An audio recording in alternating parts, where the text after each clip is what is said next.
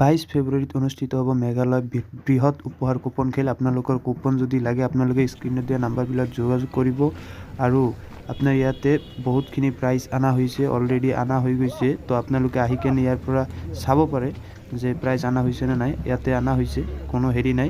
আপোনালোকে যদি টিকেট ল'ব খোজে আপোনাৰ স্ক্ৰীণত দিয়া নাম্বাৰত যোগাযোগ কৰক আৰু চাওক, আপোনাক প্ৰাইজবিলাক দেখাই আছোঁ কোন কোন প্ৰাইজ আহিছে। আপোনালোকে ইয়াতে প্ৰাইজবিলাক চাব পাৰে।